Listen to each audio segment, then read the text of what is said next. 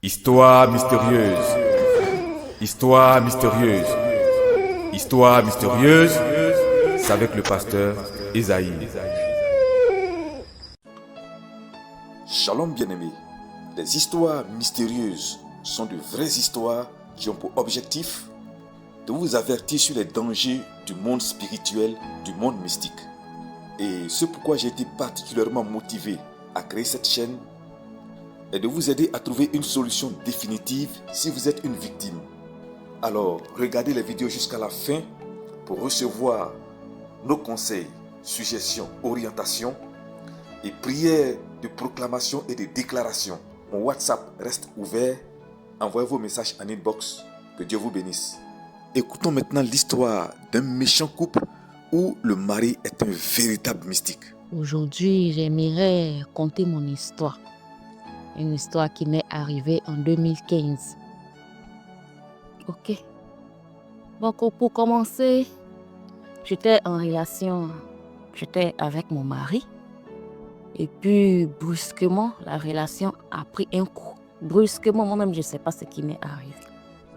Donc, tellement c'était fort, le goumen, comme on le dit chez nous en Côte d'Ivoire, le goumen était vraiment fort. J'ai voulu quitter la ville. Voilà, pour aller me mettre à quelque part, chercher un boulot et tout. C'est ainsi que je contacte une amie qui est à la capitale, à Abidjan. Je lui dis, ma soeur, voilà, je vais vraiment m'éloigner de cette ville-là. Je vais aller me cacher et chercher du boulot et tout. Elle m'a dit, est-ce que tu peux faire les travaux ménagers, les travaux de maison, puisque tu n'as pas de diplôme et tout. J'ai dit oui, il n'y a pas de souci. N'importe quel boulot je trouve actuellement là, je vais faire. Elle dit ok. C'est comme ça, elle m'envoie le numéro d'une agence. Le 1er mai 2015, je quitte la ville à 14h. J'arrive à Abidjan, il est minuit. Je dors chez une amie et le lendemain, à 8h, je me rends, j'appelle l'agence et elle m'indique son lieu et j'y vais. Arrivé à l'agence, il était 11h et elle m'a dit que tu viens de trouver beaucoup de filles ici. Donc je lui ai expliqué mon cas. Elle dit oui, ton cas est urgent puisque tu n'as pas de famille ici. Mais tu ne peux pas te trouver du boulot aujourd'hui. Il faudrait que tu dormes, mais il faudrait que je fasse partie les filles qui sont déjà là. Et après, toi, tu vas sur. Je lui ai dit, vraiment, c'est urgent. Parce que je n'ai pas de maison où dormir. Tu ne peux pas aussi me loger. Donc, vraiment, regarde dans mon cas. Et comme chez nous, il y a les groupes d'alliance entre nous et tout, ça se trouve qu'elle est mon alliée. Voilà. Elle m'a demandé de quelle ethnie. J'ai dit mon ethnie. Elle a commencé à me faire des pics. J'ai su que c'était mon allié directement et on a commencé à s'attacher. Donc, oui, les alliances ethniques sont d'une grande importance entre nos peuples africains. Et personnellement, j'ai vu plusieurs personnes être sauvées de la mort pendant la guerre en Côte d'Ivoire grâce à l'alliance entre les troupes armées et les populations civiles qui étaient les plus vulnérables. Oui, beaucoup ont échappé à la mort. Allons-y pour la suite du témoignage. Et comme chez nous, il y a les groupes d'alliance entre nous et tout, ça se trouve qu'elle est mon alliée. Voilà. Elle m'a demandé de quelle ethnie. J'ai dit mon ethnie. Elle a commencé à me faire des pics. J'ai su que c'était mon allié directement et on a commencé à s'attacher. Donc, la nuit, j'ai dormi chez elle. Puisque ce jour-là, personne n'est venu chercher une fille de ménage. Donc, j'ai dormi chez elle. Le lendemain, à 11h, elle dit « Ok, je vais te libérer vite. Il y a une femme qui m'a appelée, mais je vais te faire partir. Comme toi, tu es mon allié, tu seras la première à partir. » J'ai dit « Ok, il n'y a pas de souci. » C'est ainsi que la dame est arrivée. La dame est arrivée. Elle a causé avec la femme. Elle dit « Voilà, une dame, elle a besoin du boulot et tout. » Elle a dit « Elle est de quelle ethnie? » La dame a dit mon ethnie. Elle dit elle n'aime pas prendre ce groupe d'ethnie là. Parce que ce groupe d'ethnie là, les filles sont beaucoup paresseuses. elles dorment, elles sont gonflées et tout. La dame a dit, oh, celle-là, de la manière elle est là, je sais qu'elle est bien. Et elle m'a appelé. Viens. J'espère que tu peux tenir. J'ai dit oui, il n'y a pas de souci. Qu'elle essaie, si on part et ça ne va pas, je vais retourner. Elle a dit ok. C'est ainsi, la dame et moi, nous sommes partis chez elle. Nous sommes partis. Et arrivé chez elle, j'étais joviale avec les enfants. J'étais vraiment bien avec les enfants. Quand les enfants m'ont vu là, je ne sais même pas ce qui les a attirés chez moi, mais les enfants se sont accrochés à moi.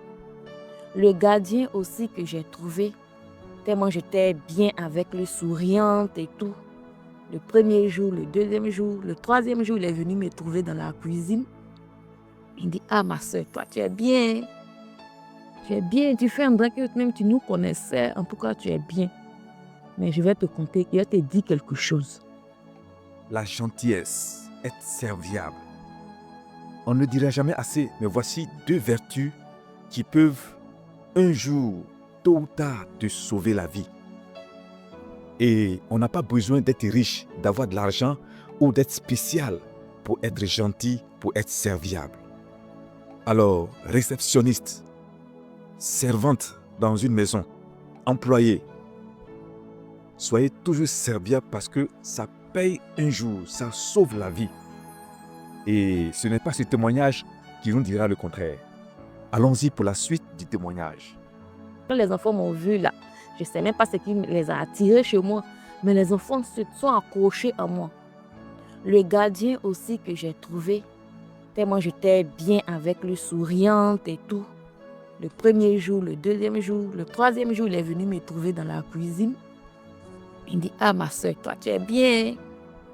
Tu es bien, tu fais un drap que même tu nous connaissais, en tout cas tu es bien. Mais je vais te conter, je vais te dire quelque chose. Un secret. J'ai dit, ok. Il dit, tu vois cette grande maison? J'ai dit, oui, elle fait peur. Il dit, comment ça? Il dit, ah, donc toi tu vois une jolie maison quand tu n'as pas peur. J'ai dit, non. Tandis que dans la vie, là, c'est Dieu qui bénit. Oh. Il dit, ok. C'est que moi, je vais te dire, là. Dans ta maison, là, dans ta chambre où tu dors, là, il y a une autre porte dedans, derrière nous. Il dit, oui. Il y a une porte dans ma chambre. Il dit, ok.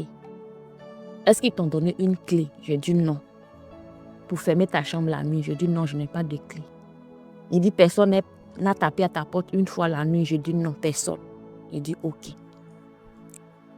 Dans ta chambre, là, il y a une autre porte. Cette porte-là part au sous-sol. Chaque nuit, ton patron, le mari de ta patronne, là, il vient, il part au sous-sol là-bas. Mais avant de partir au sous-sol, là, il couche avec les filles. Et il prend quelque chose de grand dans les filles, là. Mais avant de faire ça, là, il va te faire la cour. Il ne va pas te faire la cour qu'ils font de toi. Mais il va te proposer de l'argent. Il va t'influencer avec de l'argent. Une grosse somme. Puisque toi, où tu es là, tu as besoin d'argent. Et il va te proposer une grosse somme. Quand il va te proposer cette somme-là, il faut refuser. Tout ce qu'il va te dire, il faut refuser. J'ai dit ok. Donc quand il m'a dit ça le troisième jour, la nuit là, je n'ai pas dormi. Mais quand je suis partie dans sa maison, la dame, j'avais ma Bible. Donc chaque nuit, je priais. Je priais. Donc, le monsieur n'est pas venu dans ma chambre 3 jours. Donc quand le gars m'a dit ça là, la nuit encore même, la prière là même là, c'était devenu grave. Je ne dormais plus. Hein. Bien-aimé, la prière. Il faut toujours associer Dieu dans tout ce que vous faites par la prière. Parce que Dieu écoute nos prières et il exauce nos prières. Allons-y pour la suite du témoignage. Donc chaque nuit, je priais. Donc, le monsieur n'est pas venu dans ma chambre 3 jours. Donc quand le gars m'a dit ça là, la nuit encore même, la prière là même là, c'était devenu grave. Je ne dormais plus. Hein. Les nuits blanches. Et c'est comme ça, un dimanche, j'étais dans la cuisine, la dame est pas à l'église. Pour aller blaguer les gens quand on part à l'église. Elle est partie. Et son mari m'a trouvée dans la cuisine. C'est ce jour-là, moi, j'ai vu son mari. C'est une semaine que j'ai fait là, je n'avais jamais vu son mari. Et ce jour, je vois son mari Il est venu me trouver dans la cuisine. Il dit, ah, bonjour, jeune dame, très belle. J'ai dit, merci. Il dit, ah, donc toi, ma femme m'a expliqué ton cas. Hein.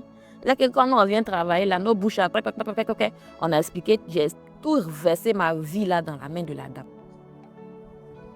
Donc, elle a dit à son mari que celle-là, c'est une bonne proie qu'elle a.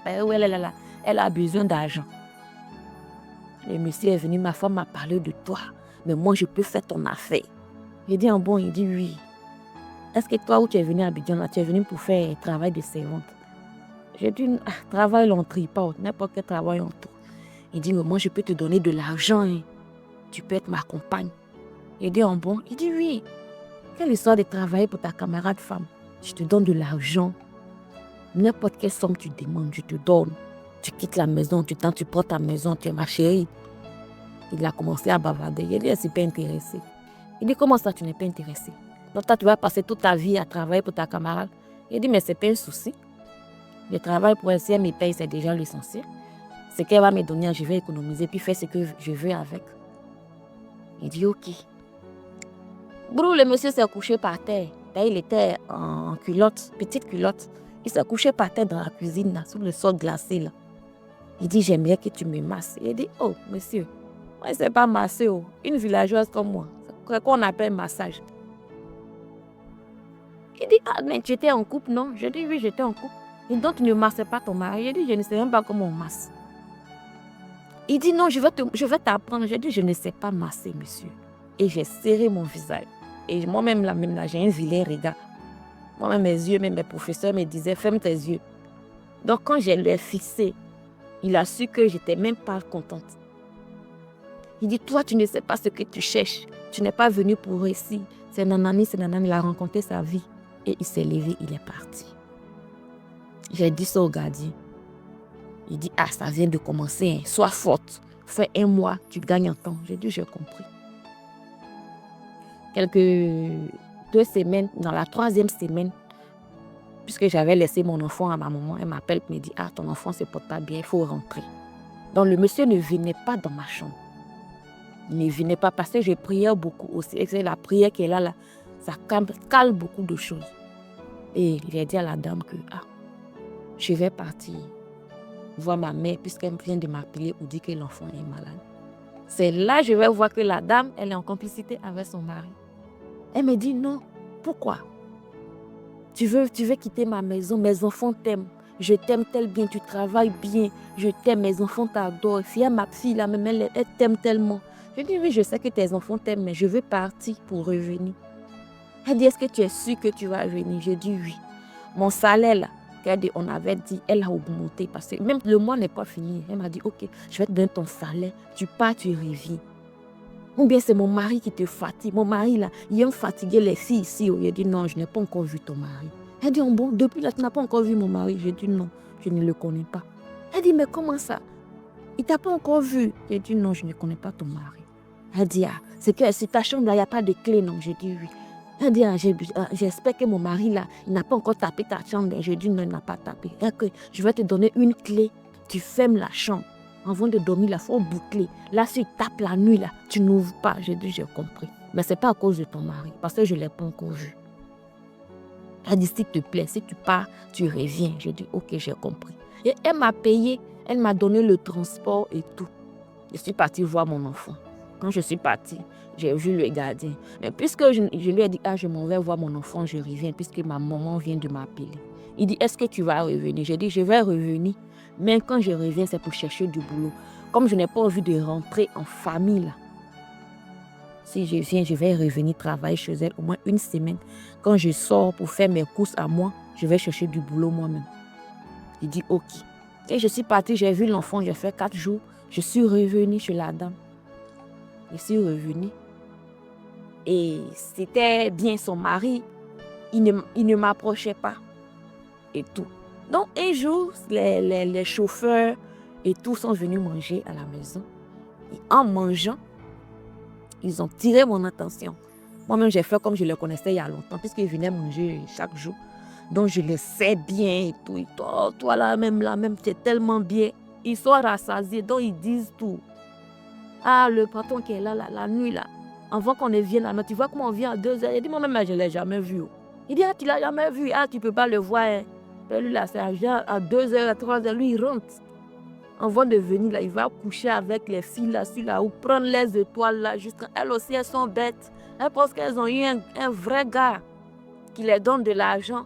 Il ne couche même pas, il ne sait même pas ce quoi il fait. Il va sortir même 10 filles avant de venir à la maison. Il prend beaucoup d'étoiles des filles, mais les filles d'Abidjan sont tellement bêtes, elles aiment l'argent facile. Quand ils ont dit ça, même la peur est devenue plus forte. Il y a une fille qui est venue travailler, puisque je dis à la dame que le travail, là, j'ai besoin d'une fille pour m'aider. Or, je voulais une fille pour me remplacer, puisque ses enfants m'aimaient beaucoup, donc je ne voulais pas quitter sa maison comme ça. Donc, je lui ai dit, j'ai besoin d'une autre fille pour m'aider. Elle dit, ah, mais le travail n'est pas beaucoup. Je dis, oui, le travail n'est pas beaucoup, mais je fais la cuisine, donc je veux une fille pour laver les assiettes. Elle dit, ok. Elle m'a vraiment aimée. Et ses enfants m'aimaient beaucoup. Et le truc que je vais souligner, elle avait une fille de 7 ans. Sa fille, là, une petite fille de 7 ans qui se doigtait. La fille, elle est assise, elle s'oublie.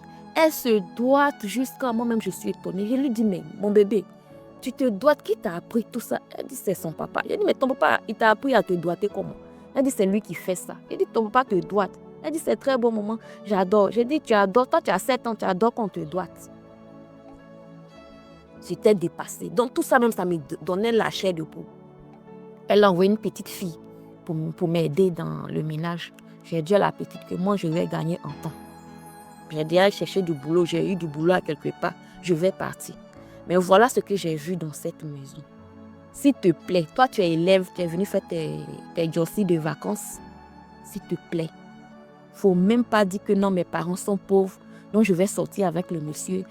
Il va prendre quelque chose de grand en toi, s'il te plaît. Elle dit, oui, tante, j'ai compris. Et 2 jours, quand la fille est venue aujourd'hui, 2 jours, 3 jours, moi, j'ai gagné en temps. Le gardien m'a accompagné, puisque je ne connaissais pas bien. Il m'a indiqué, il m'a accompagné. Et je suis partie. Je suis partie. 1 semaine après, la dame m'appelle pour me menacer. Tu veux quitter ma maison? Quelle histoire de gâter le nom de mon mari avec la nouvelle qui va venir? Mon mari va faire quoi avec toi? Elle a commencé à m'insulter. Et je l'ai bloquée, la dame. Donc, ça veut dire que quand tu vas à quelque part, le conseil que moi je vais donner, quand tu pars à quelque part, ouvre-toi, souris avec les gens, aime ceux qui sont là, ceux que tu viens de trouver. Si tu as trouvé un gardien, si tu as trouvé une servante, si tu as trouvé un homme de ménage, il faut respecter ceux que tu as trouvés. Il faut être ouverte, il faut bien les prendre. Et ce qui, eux, y vivent, ce qu'ils voient dans la maison, ils vont aussi tirer ton attention et ils vont te guider. Il faut être bien envers les gens. Et il ne faut pas aussi aller travailler dans les maisons. Le patron vient te draguer et brusque, un coup comme ça, tu couches avec lui. Tu ne sais même pas ce qu'il fait. Puisqu'ils sont beaucoup en complicité avec leurs femmes. Donc, c'était un peu mon histoire. Et j'aimerais que tu publies pour que nos sœurs, nos petites sœurs puissent aussi voir et prendre conseil aussi. Merci pour tout ce que vous faites. Bonne soirée et bonne journée à ceux qui viennent de suivre. Belle histoire. Oui, je dis belle histoire parce qu'il n'y a pas eu de mort, il n'y a pas eu de malheur. Je veux donc ajouter à ce que notre narratrice a déjà donné comme conseil. L'argent facile. Oui, bien-aimé, tu dois savoir que l'ennemi ne donne rien cadeau. Il ne donne rien de façon gratuite. Il cherchera à toujours prendre ce qu'il y a de meilleur en toi, c'est-à-dire ton étoile. Ton étoile, ta grâce, ton âme. C'est ce que l'ennemi recherche. Et le meilleur moyen pour t'atteindre, c'est ton point faible. Et le point faible de la plupart de nos jeunes filles africaines, c'est l'argent. Et en toute franchise, si notre sœur, cette servante-là, cette jeune servante-là, n'a pas mordu à la maison, c'est parce qu'elle a été avertie par le gardien. Sinon, elle avait besoin d'argent, mais elle a été avertie. Tu entends le son de ma voix. Que l'Éternel t'avertisse de tout danger et qu'il te garde comme cette jeune fille, au nom puissant de Jésus-Christ. Amen. Que Dieu te bénisse À la prochaine histoire. Shalom.